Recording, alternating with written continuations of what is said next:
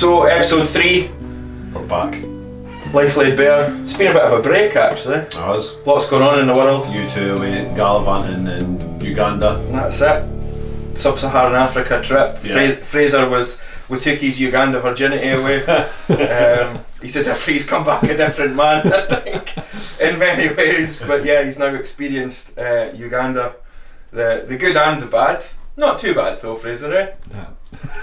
Are you going back? Yeah, definitely. Oh well, there you go. He's obviously enjoyed it. So yeah, we're all back, and yeah, back to normality. Good. Routine kicking back in. I think we need to do an episode on Uganda. Oh, I think what so. you guys Yeah, have been up to. yeah. It sounds really interesting. Yeah, there's a lot we could show as well, and obviously Fraser and Mike, the other videographer, they've got some incredible content of what goes on over there. So it'll be a good way of raising the profile a wee bit, and kind of showing people what goes on. We actually met a rugby club out there, so I've got some content of the guy from the rugby club. So there's a wee bit that we could actually incorporate in there that would be good. So yeah, tonight's episode, training. We wanted to we've done a lot on the kind of psychological stuff so far. Mindset was obviously the last one. We kind of wanted to bring it into, there's mindset involved in training and whatnot, and we touched on that in that last episode. But I think actually getting into the physical aspect of life, it's probably a good way. Yeah, training's obviously different for everybody. Everybody's got their own likes, what motivates them, what they want to do, their own interests, but then life and around training, how you fit it all in. I know for me personally it's early morning stuff. Yeah. For you it's late night stuff. Late night, yeah. Both opposite ends, but yeah, it's why do we train, what we're training for, do you have something you're working towards, or are you just doing it for your general health, ability, what you want to achieve, feel, and all. Why do you train? What's your motivator? It's a habit now. Right. Which is, God, when did I really get into being like so consistent with mid-20s? Right. Before that... Was that about 35 years ago then, yeah? Listen mate, go and look that way quickly. You're still older than me. You can't turn your neck, old man. Mid-20s I probably got more into the gym. Before that was football, kickboxing, all that sort of thing. But then being consistent with the gym, but actually using the gym for, or beyond the physical aspects of what I get out of it for, like mindset, confidence, self-image, discipline, that routine. Definitely be consistent with that for a number of years now, and the benefits of that for me anyway, far outweigh the physical element. The physical elements of it. Yeah. It's amazing how it all comes together. Yeah. It took time. I've had dips in and out of it. I massively notice the difference in myself when I don't do it. Yeah. If I've went through something and it kind of slips, and then getting back into it takes longer sometimes, just getting back in and getting that routine going again, or feeling like you put it off because you feel that it's a mountain to climb and restart and keep going again. But I've always went sort of by just do something each day, like even if you think it's a terrible workout, it's better than back to the Mitchell Hooper and Andrea Shaw. That's it. It's better than no workout. Yeah. It's just almost daily life now, mixed with running just now because I'm setting up for this marathon. But in a good place with it just now. Back injury last year put me out good 6 weeks, and then slowly getting back into it and not wanting to injure yourself again. There's all the ups and downs with it all the time, but it's good just now and consistent, but I've got a goal. Yeah. So when I finish up midsummer, 12th of July is the half marathon. Potentially see if there's going to be any holidays or anything like that. Training will maybe go like that. Off a bit. That's fine as well, because I'll still be doing something. Well, that's it. I'll still be going lifting weights or whatever. I will keep the running up. It's been different this time with running. Like, so see when I started getting back into running, I think it was about February time.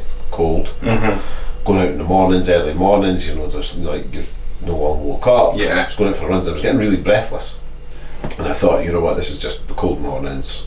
I've not run for a good 6 months. It's maybe just something like that. But it kept going. And I was pushing through it, and after it was taking a good half hour to get like breathing normal again. So I ended up going to the doctors, got the what it's called. You blow into it each day. So you've got to do the morning, before and after exercise. Your peak flow. That's it. So 7 days of that. Turns out I've got exercise-induced asthma. So I've got another appointment at the end of the month. We've got a trial and inhale. So the young lad has got an inhaler, and I thought, bugger it, I'm going to try it. Bang, no bother. Total difference. Took off 8k. Before that I was getting like 2. There was one time I went out afternoon, I thought, it's a bit warm, I'm going to go and do it. I got 2k and had to walk back. It was that bad, just like tightness. So that's definitely made a difference, and just been squishing that each time. Last weekend was 12k, this weekend will be 14, 16, 18. Gradually build up. And then that'll be it, but my appointment's not till end of the month. Get the inhaler 2 weeks after that.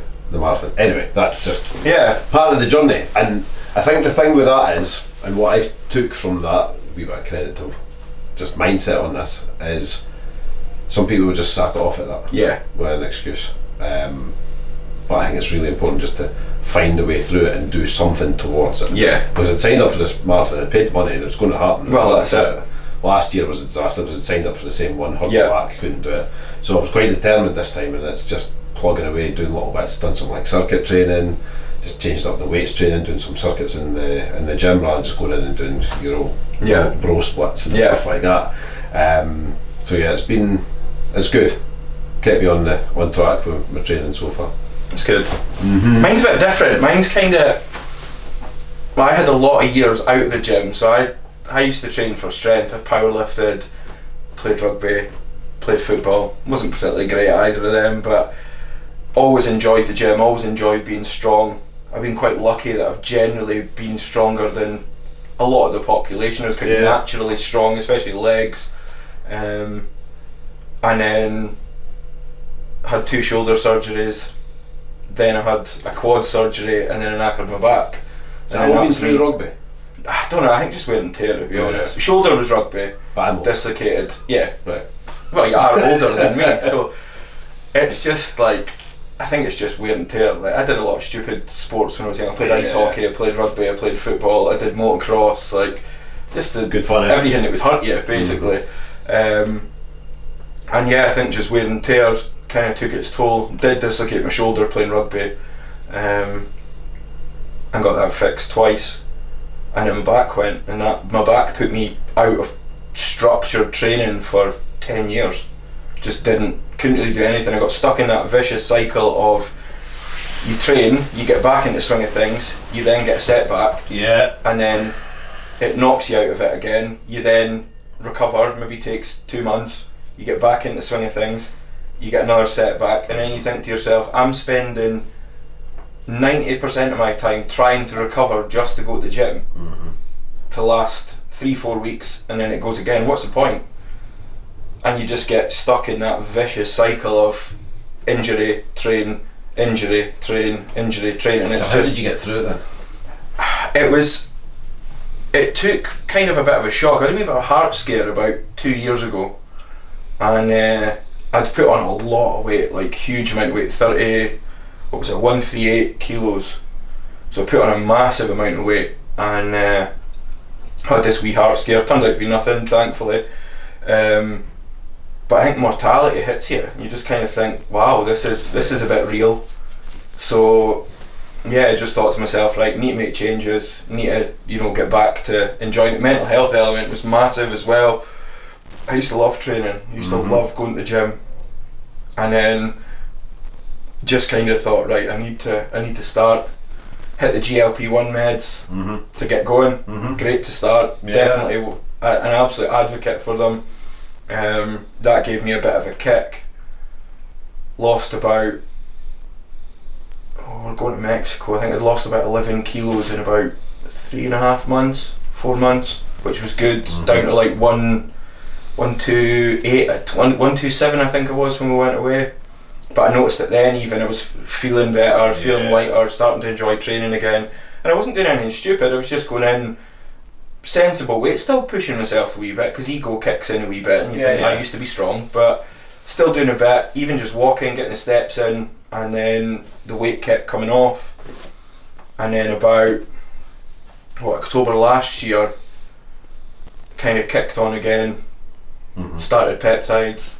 Well, had been on peptides for a couple of months by that point, and then Reta, and then just kind of kicked on from there. And now, massive kind of big shift in body composition.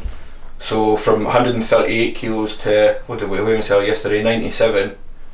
So 41 kilos down. That's a lot. It's mental. Yeah. But I looked at, I've got one of the Hume scales, and it gives you your body composition and stuff. Yeah. My metabolic age is 31. I'll take that, 10 years younger than I actually am. Yeah. But then I noticed the benefit on likes of overall health. Like, I was in that pre-diabetes, type 2 diabetes zone. That'll be gone. HbA1c was 52, it's now 31, which is like the peak of, you know, perfect health sort of thing. Yeah. Cholesterol was down, resting heart rate's down, blood pressure's down massively, like huge amounts of differences just from being healthier and not eating shite. To be honest, it's, you know, I still have a takeaway one night a week, but you're just sensible about what you have. Everything in moderation. That's it. You'll be fine. I tallied it up one day. It was actually for a client, and their usual go-to is them and their partner, 12-inch spicy chicken pizza and a portion of chips and curry sauce. Right, that's their usual go-to.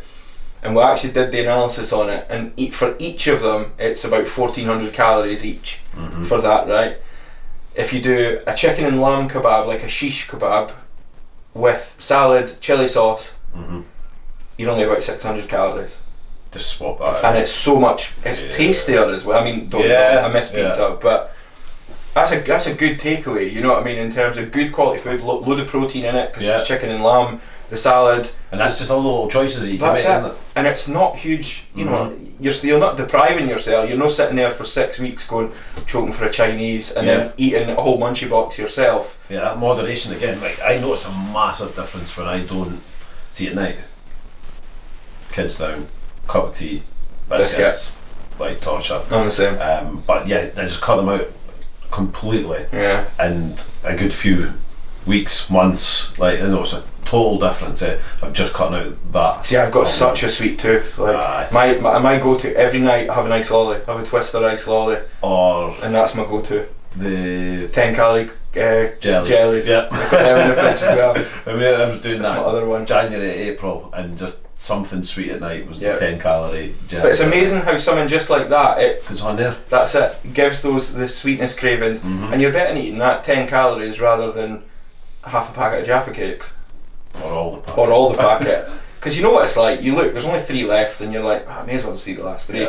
Because 3's not enough to eat tomorrow. But we don't quit. No, that's it. So yeah, a bit of a culture change as well, and then it kind of takes you on to how training kind of itself changes. You know, I look back at how I trained 14, 15 years ago.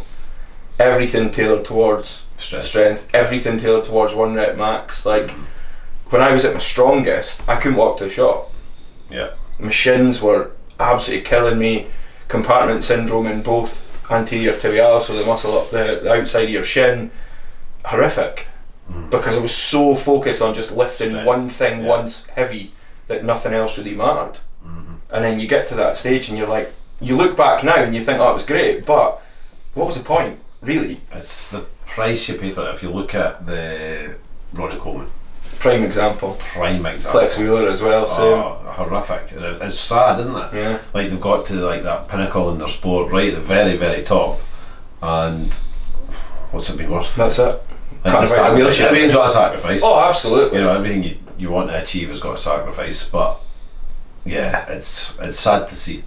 It is. When you see how, especially how like Ronnie Coleman, at his peak was just an absolute monster. Yeah. And I think there's 2 sides to that coin, because then you look at somebody like Arnie, who we've seen in the flesh, still kicking about, pretty fit guy for being in his 70s, still trains every day, but did it the right way. And kind of when he came out of it, I think he came out at the right time. Probably because his career took off in movies and whatnot. Yeah, he didn't. The whole physique from Arnie's time to Ronnie Coleman, and that's completely different. Yeah, it became mass monsters rather than shape. It's physique with Arnie. Yeah.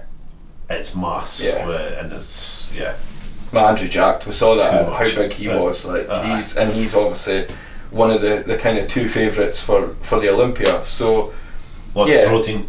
Oh, no half. Lots of protein. Plenty horse meat. I still remember that Alistair Overeem mind when he came to the UFC and he got caught. It was tainted horse meat. Yeah.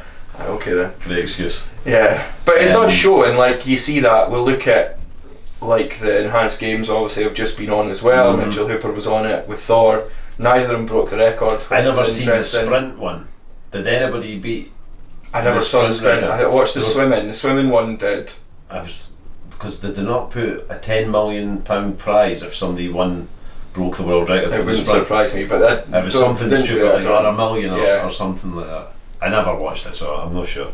I've seen a couple of the swimming ones, but I've never seen the sprint. The swimming was good. It was impressive. The girl, I think she's Australian, 35-year-old, hasn't swum competitively for 4 or 5 years, whatever it was, and she came back and smashed times. Like, she's obviously still fit at. She's only 35. She's not exactly past it, but to kind of see her go out and do that, it is impressive. And some of the protocols have now started to kind of come out a wee bit as to what everybody was taking. Was there limitations of what they were So it was done really scientifically. They actually did it quite metered, because they used it as a research study in itself.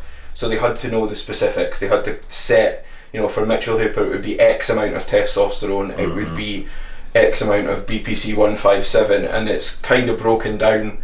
So was it measured for each individual? Yeah. Because obviously different sizes, everybody. And it was tailored. So, I think more will come out probably in the next few months about what the more detailed specifics were, and then obviously if they've done the research study off the back of it, I would be quite intrigued to see the data of what's come out of it, because obviously you're seeing them. So you take the deadlift record as an example, you're only actually seeing one outcome, whereas there'll be hundreds of outcomes based on what they'll be doing. VO2 max probably would have increased. You've so many different measures in their training. That's it. To that point of performing with that, exactly. that 1 rep max. But the bit you actually see is just them trying to deadlift. What's the recovery been like? What's training been like? Exactly. Yeah. And that's the kind of stuff that I'm interested in, especially with the kind of background in science, and then obviously the peptide element and whatnot. I'm quite intrigued to see what comes out of it and what the key kind of findings are from the research. So training, different forms of training, lots of different offers out there. Obviously everybody's into different things. Big one that's kind of been kicking about for a while now, High Rocks and CrossFit. It's the new CrossFit, really. That's what it's kind of coming as. So what is it, 1k run exercise, 1k run exercise. Way too much cardio for me. I think it's about 10k, but really popular. Very good for a workout. Ticks all the boxes, strength, cardio, everything in there. It's a bit more strict than, I kind of hadn't really looked a huge amount into it, but it's a bit more strict than CrossFit, which is good. From an injury perspective, always had that bugbear with CrossFit, and not with the elite athletes, because the elite athletes are at the pinnacle of human performance. Like, we saw them, you saw the pro level at the Arnolds and whatnot. Like, these guys and girls are absolute monsters. Super fit. Flexibility, power, strength, they've got everything. My bugbear with CrossFit was always that at entry level, you're taking somebody who's never done a clean and jerk before, and you're saying to them, right, I want you to do as many as you can in a minute. And that's just an injury waiting to happen. Building the foundation of it. That's it. And that was always my bugbear. I think it's great. It's done a lot for people in terms of overall fitness and health and whatnot. It's been great. But you see my line of work as well. There's, you meet people who are like, I did CrossFit for a while and I hurt myself, so I didn't do it anymore, and now I do High Rocks, or I'm training for a marathon now, or I'm going to try and do ultras, so they've obviously had an experience in CrossFit. They've hurt themselves, and then they've thought, nah, this is no for me, and then they've gone to something else. And that's, is it a coaching thing? I don't know. Is it, is it the structure? I'm not sure how it's structured from a coaching perspective, or is it that people see it, don't go out and get a coach to teach them, and just think, I'll just teach myself to do that. And then they're seeing the WOD is 15.1 today, and this is what I've got to do, and they just go and give it a go without actually taking the time to go to somebody who's qualified, build up towards it, and say, right, am I ready for this? Well, no, you're probably not. And it's the same across all disciplines, I suppose. Start gradual, build up to it, get right into it. Fancy High Rocks? I think so. I'm not sure. I like the competitive side of things. It's a good driver. I like that. I don't know, since I stopped playing football, I've always kind of thought, right, what am I going to do next? what's the next competitive thing that I could do? I like the team sports, you know what I mean? Yeah.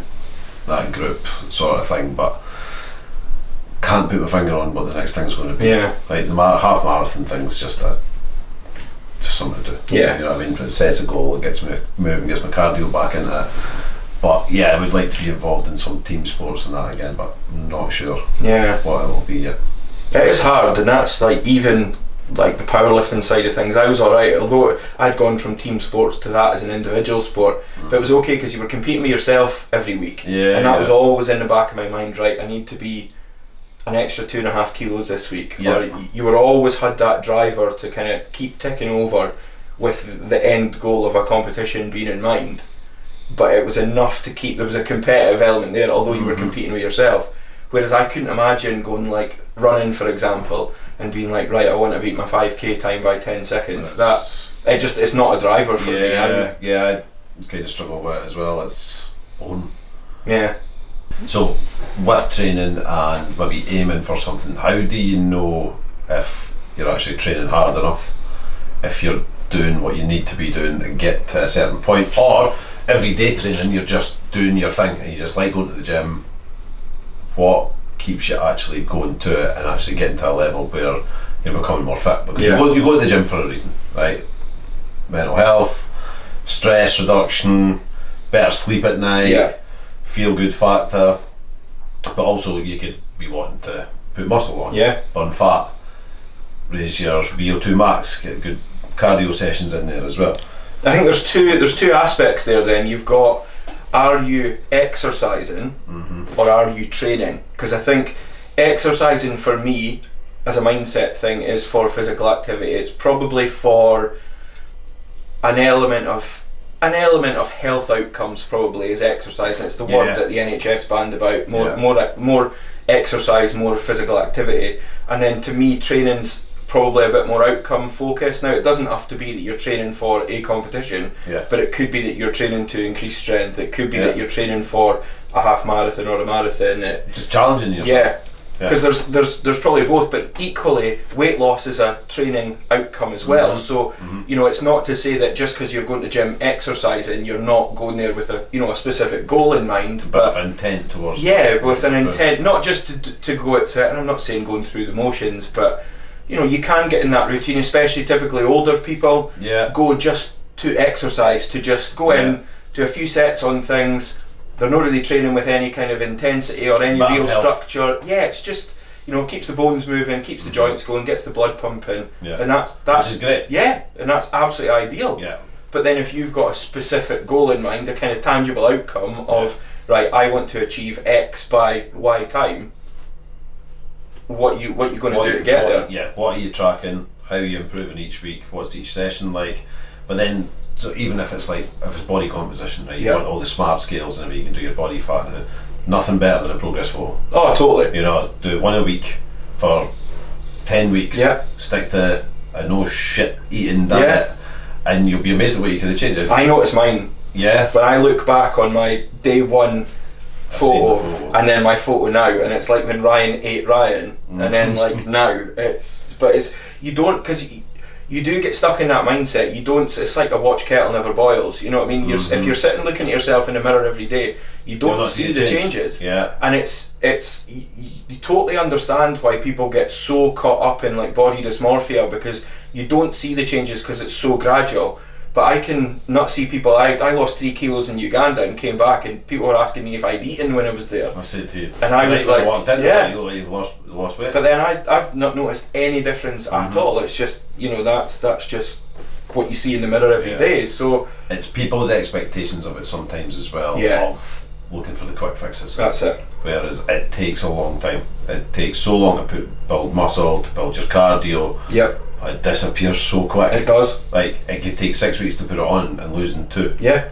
You go on holiday for 2 weeks and then you're back to square one. All inclusive. Yeah. That's it. Tanning the San Miguel and a few too many cheeseburgers, and it takes you back. And that's, well, obviously we'll do an episode about peptides and testosterone and whatnot in the future, but it's one of the negative sides of GLP-1s, because there's the perspective that you know, people are it's a quick fix, and that's not what they're there for. You know, they're there to make sustainable change to your life, and that's the way I coach people through it. Is that, you know, it's a tool. It's just a tool in the toolbox.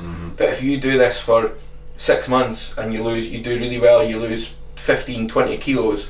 If you don't make those changes, as soon as you stop, it's all going back on, and sometimes with some more. And that's the danger there, that it's the people chasing the quick fix, and it's the same. We see young people at the moment, guys at 18, 19-year-old banging themselves full of testosterone and training and whatnot. These guys don't even have a training base for them to build on, but it's quick fix. They see such and such an influencer on Instagram that's all natural, take these creatine gummies and you'll look like me. Did you say there was a study on the creatine gummies and there was nothing in them? There's loads that were massively underdosed or had nothing in them. It's driven by that Instagram, driven by body dysmorphia of what they want to look like, and nobody wants to take the long road to get there. But I think I had a really good chat with a young guy a couple of weeks ago in the gym, and he said that, but it sometimes feels like the older guys are just, they're gatekeeping, they don't want us to do things. And I was like, it's not that. We've done all the things that you're doing, and look at the neck of us. Like, I'm sitting here, I can't turn my neck in one direction. That's why I'm in Steve's seat tonight, because I can't turn my head. I've got 2 herniated discs in my neck at the moment. And it's learning from those experiences and saying, look, at 18, I mean, I jumped on test at 24, I think I was. And I wouldn't say I regret it, but I should have researched more. And then, but I regret not doing what I should have done after the it. Choices. Like so PCT, post psychotherapy. 24. It's alright.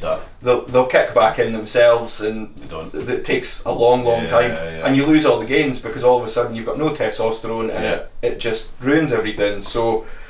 But the one thing actually that did come out of it, and it was again that conversation which will lead on to this, was intensity.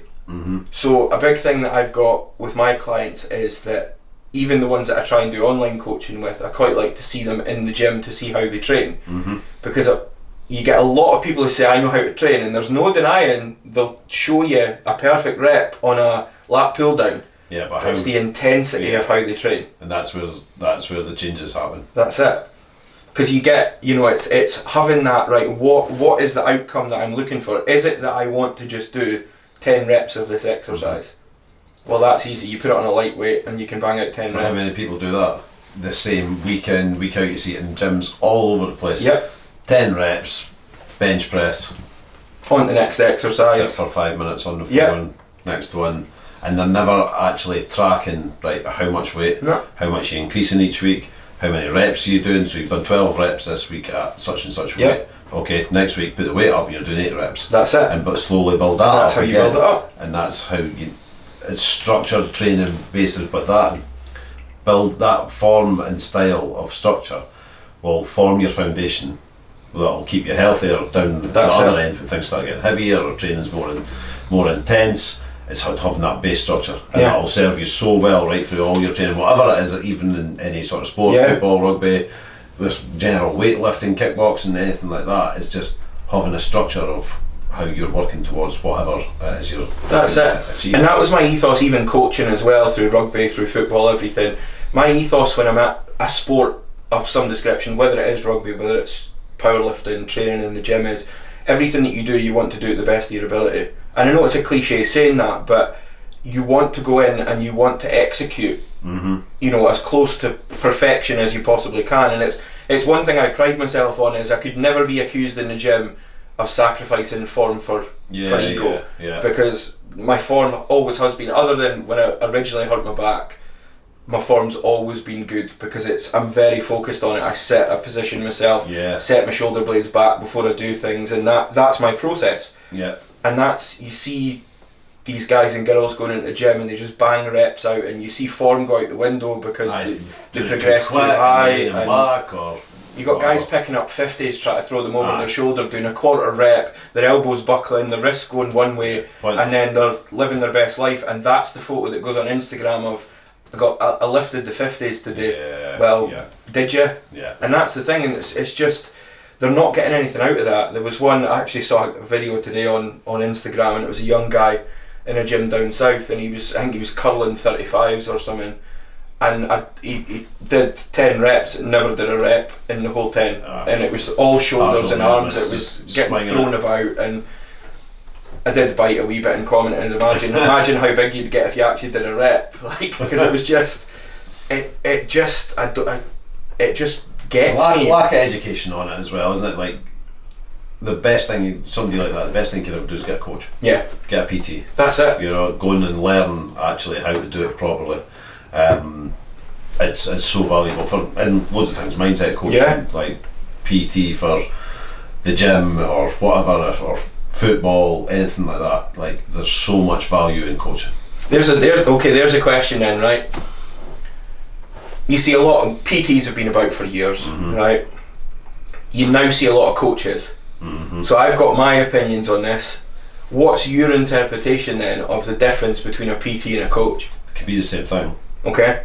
It's how you work with your clients. Yeah. What are you coaching in? What are you PTing in? Because that's my kind of outlook on it as well, is that to me a PT is there to take you through the motions. Yeah. You know, a PT, my intrinsic vision of a PT is you go in the gym and it's the guy sitting next to you and he's shouting, one more rep, come on, keep going, one more, and they're taking you through your workout. That's, to me, that's personal training. Whereas coaching's about giving you the skill, that's it, to be able to do it yourself. And that's, you know, you get people in, don't get me wrong, you can stay with coaches for years, as long as you're still progressing, by all means, like, I would encourage it. But you do get people who come in and they'll do 3 months as well. Exactly. If that's your limit, if that's the only place you want to go, and in 3 months you've got a bit of a nutrition grounding, you kind of understand what's going on, you understand a bit about training, and you can kind of structure your workouts. Give you massive change. Then by all means, then 3 months is enough for people, and then you've got the people who want to continue to learn, and that's where they expand. One of the biggest bits with coaching like that as well, and the benefit that will keep you going, accountability. Yeah. Each week showing up, been doing this workout, or it's on this app, this is what I've been doing. But it works for people as well, and it goes back to structure. You know, I've got a client just now that taking through some gym stuff and that. We've got our app, load all the workouts, structured plans there, completely transformed things for her. Yeah. Like, beforehand, just no confidence, didn't want to step back in the gym, wasn't sure how to use the machines, blah blah blah. Bit of coaching and knowledge around it, but developing that structure. Yeah. But I could see every time she sets foot in that gym, starts the workout, finishes the workout, comments how it was, we'll catch up, we'll have a call, we'll have our face-to-face meetings and that. Completely transformed things for her. Like she's just completely changed her mindset and what she's wanting to achieve, and she's actually, from just thinking about how do I get back into the gym, she's now looking at her own business. How is her current career, how's her finances, and how all this is changing. Because she's developing that skill set through something as simple as going to the gym and getting a bit of structure there. She's then exploring the other avenues that she can apply those principles to. And it's the ripple effect of it, of having that structure, having that routine. You know, it's raised her self-confidence. She's just in a much better place where she handles things that might have been stressful before. She handles them easier because she's doing other hard things for herself. But the biggest thing out of it as well was taking the time for herself. And just saying, you know what, I'm not going to work too late tonight because I'm going to the gym, or I'm going to exercise, or I'm going to get up early and go to the gym because I'll feel better after it, and that'll set me up for the day. And that side of the coaching side of things, of giving that knowledge of what you'll get from exercise on a mindset side of things, massive. Like, implementing that structure, that's it. And sometimes it's just that simple. You know, just helping somebody, like you speak about accountability, and that accountability is just the showing up. We've been doing this, we've been doing that. Has that worked from you? And like, don't get me wrong, you don't get it right every week. You'll miss some workouts and things happen, but it's the consistency of next week. Right? Okay, we got 80% last week. Next week we got 100. That's it. And then we got 70, and then we got 100 the following week. But when you look back at it from going from 0 to then doing a 70% of your workouts that you were set for the week. Exactly. And even in that as well, it's got a gym workout, a walk, and some breath work. And like, it just completely transforms. And it does, it changes your mindset when it comes to work, to relationships, to family, because you start to implement structure in one thing, and it's got that ripple effect where the structure comes with other things as well. You see the benefit and you think, well, wait a minute, what if I applied those same principles to my career? Exactly. Right, so what do we need to do? We identify what the issue is. So in the gym, the issue is that you want to lose weight. Right, you've got a goal. How do you work towards that? We break it down into X, Y, and Z. Right, boom. If we achieve that, if we adhere to that, we'll achieve that outcome. Yeah. And then it's the same with work. That is the career that I want to aspire to. Or that's a job that, you see someone posted on LinkedIn and you think, right, that's the job that I want to aspire to do. Well, what do you need to do to get there? Exactly. And I would not have the career I've got, like the mindset, the business and everything that I've got, if it wasn't through structure and being like just working towards something all the time for myself. Like massively different, just being able to hold myself accountable and be in those habits now of just each day I know, right, I'm doing this, and that my week's set up like that. Like I could rattle off my week. Yeah. Like just off the back of my hand, I know exactly what's happening. Yeah. What morning I'm doing, what mornings I can't do, because then I'll pick up an exercise at night. What I'm doing at the weekend, Sunday's always a day off, and it's just the same week in, week out. And that might sound boring to some people, but it's just structure. It's structure. It's discipline in it. Not always wanting to do it. No, not at all. Like there's even what day was Wednesday this morning. Sacked it off this morning. I'm on a training course through my work. Sacked it off. Had the kids this morning. Had stuff to do, and then this tonight. But I know for a fact I'll not miss it tomorrow morning. I'll be up and I'll be out tomorrow morning. It's just consistency about it. I'll be back when I can move my head. That would be a benefit. I think. Be a while. Well, hopefully. So you've got that going on just now. What are you going to do? That's the question. Steps is the only thing, but even that at the moment's a struggle. Genuinely, it's been horrific. Like it genuinely has been. Yeah. I've had bad pain before. I still remember. I remember when I first did my lumbar spine, and I was sitting up at. I'd kind of got over the first wee bout of it, and then I was sitting up at one of the rugby clubs in Dundee when I worked for Scottish Rugby. I used to use their clubhouse as a wee office, and I can't remember why. I think I sat down on the floor. I think I was having a conversation with somebody, and I just sat down on the floor, and I couldn't get up. My legs just wouldn't. My right leg just would not work. It was so surreal. Just like it wasn't limp, but it would move, but there was no strength in it. Couldn't weight bear.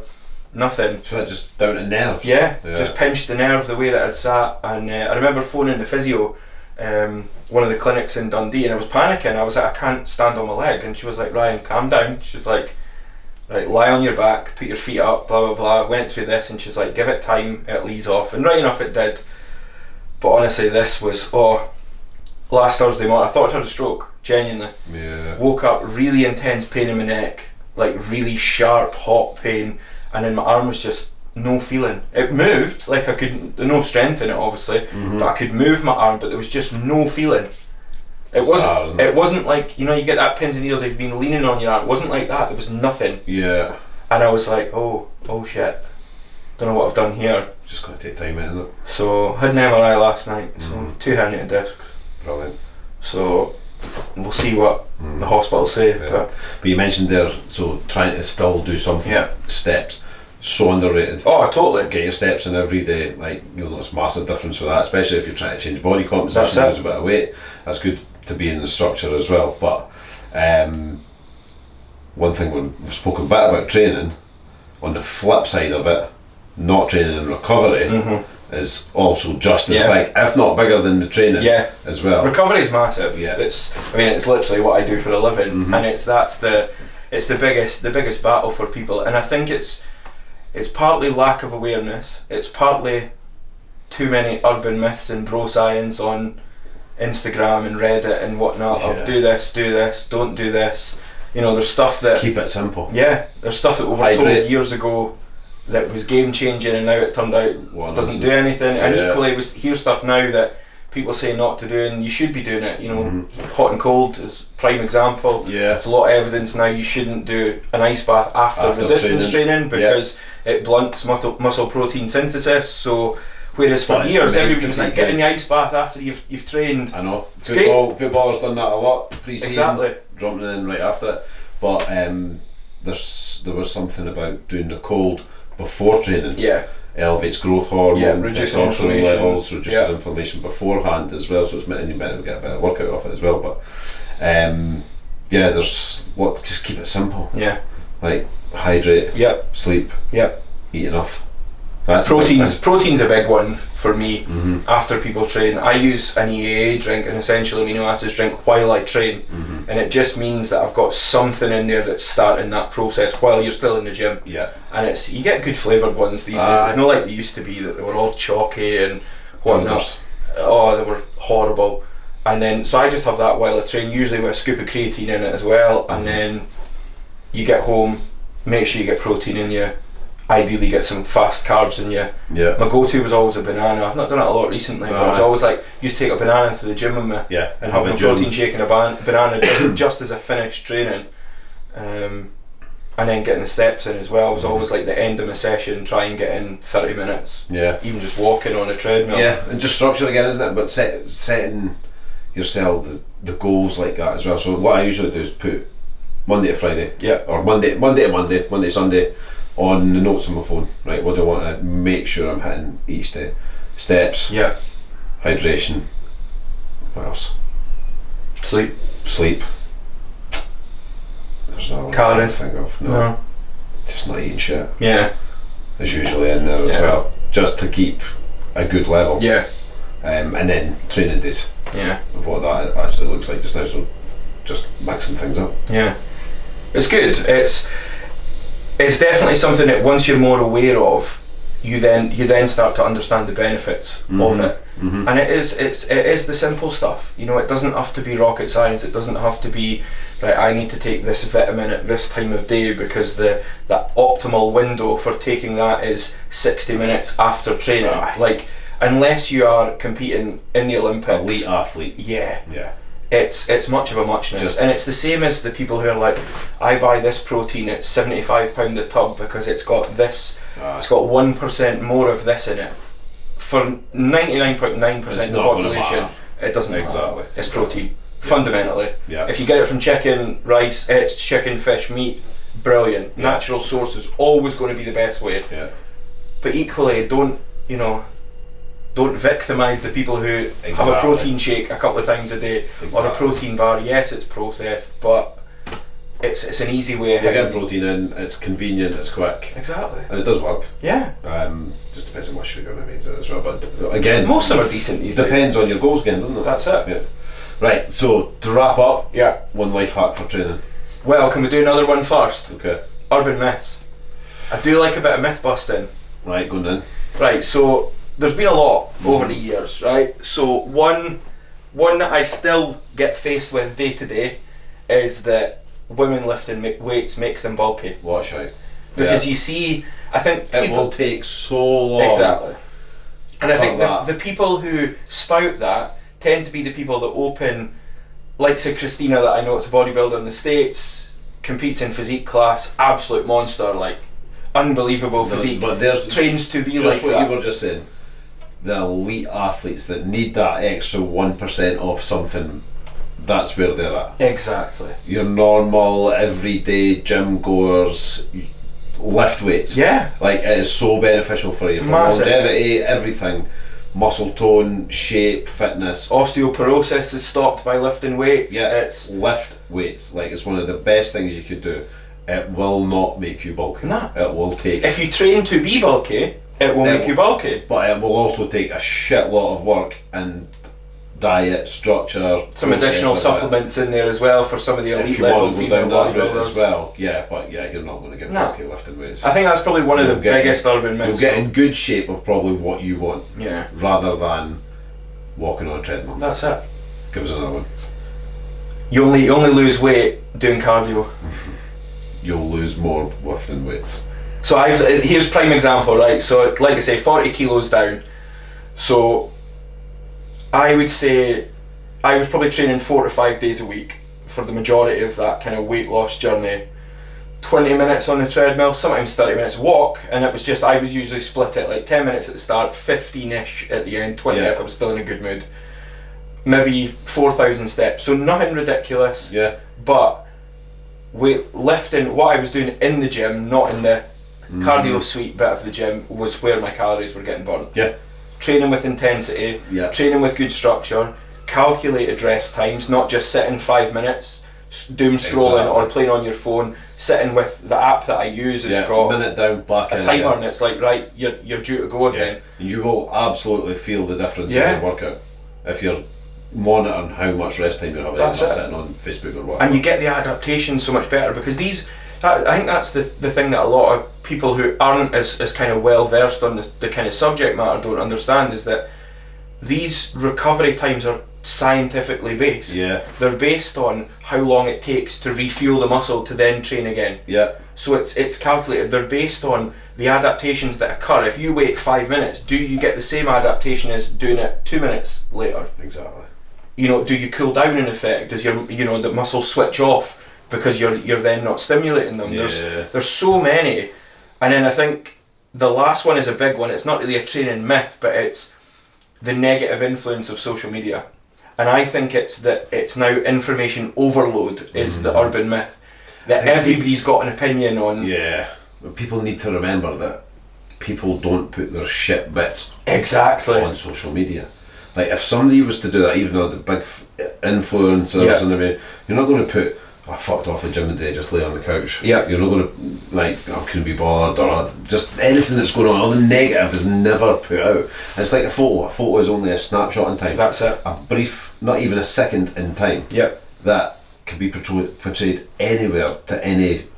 And they all filter them anyway now. Exactly. It's never really a social media is actually there's a strategy to that, to building followers, building businesses and everything as well. It's all strategic. Like, you're getting lured in by people that are looking just to add followers, sign you up on a program, blah blah blah. And they don't want to tell the truth, because likes of PED usage is probably one of the biggest ones, especially in males. GLP-1s now, the amount of people who still, oh no, I don't take that. And you know, if you know the anatomy of a person, you can spot. I mean, we did it at the Arnold's. Walked in 5 minutes, you're like, he's on gear, he's on gear, he's on gear, he's on gear, and you can spot them a mile away. But I don't know if it's that they're naive or they just think deny. If they deny it enough, it becomes true. You lie to yourself that much. Yeah. That you actually start to believe it. Whereas I don't see the negative side. Like, I don't understand why we don't just be honest about what you use to achieve your goals. You know, if you've... There's a stigma around it still. There is. Like, even we're only going to break that if we buck the trend of it. Movie stars and all that sort of thing, they're playing for a big role. They've got, 12 weeks to get in incredible shape to go and play. What was the guy that done Captain America? Steve... No. Or Chris Hemsworth as Thor was probably... Thor, that's what I was thinking of.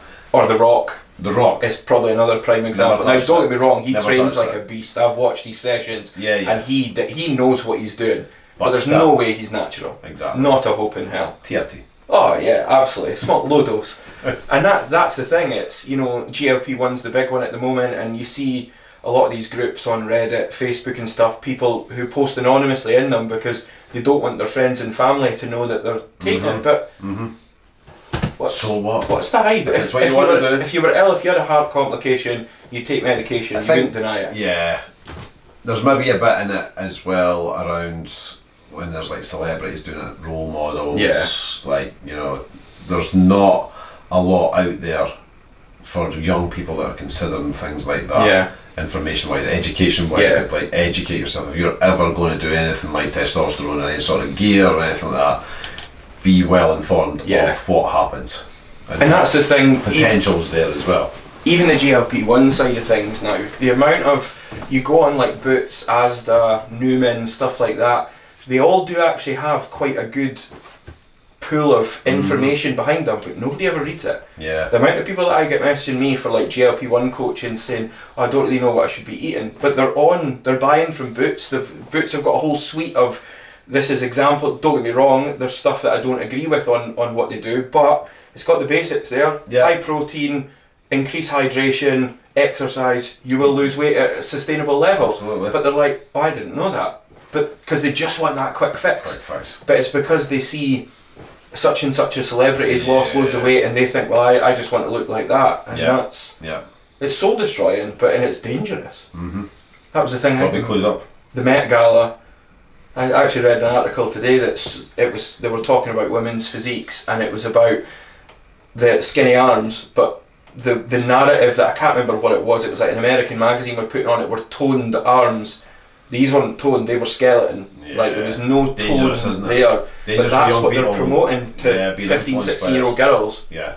Bullshit. This is what you need to look like, and then you throw GLP-1s into the mix. Yeah. And people are like, well, I've got a quicker route to get there now. Yeah, and you're just going to look at a skeleton. Exactly.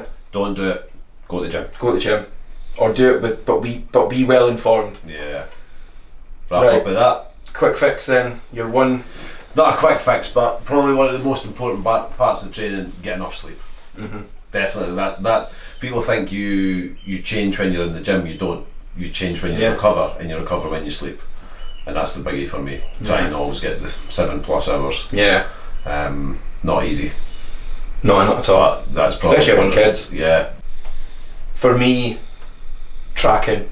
Absolutely. And it can be any facet of what you're doing. It could be your training. Track what you're doing. Track your weights so that you know that you're progressively overloading. Tracking calories and macros is probably one of the biggest challenging ones. I had a client a couple of weeks ago saying, Ryan, I'm not losing weight, I'm on X amount of calories.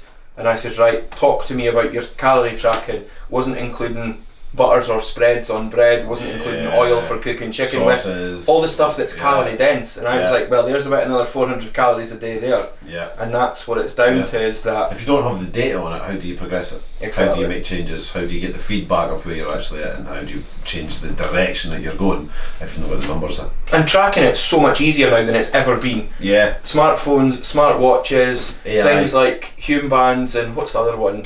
Whoop. Stuff like that. The rings, smart rings now track everything down to menstrual cycle and everything. So you can get too caught up in them as well though. Like every morning you're like, how much hours of sleep was that, or how many steps have I done a day? And it's when mine tells me that my recovery is like 96% and I'm absolutely knackered, and I'm thinking, no, that's not quite as accurate as it should be. I don't know how I dragging myself out of bed, but no, episode 3 all done. Training. Hope you've enjoyed, guys. As usual, look forward to any feedback, and we'll be back in a couple of weeks' time.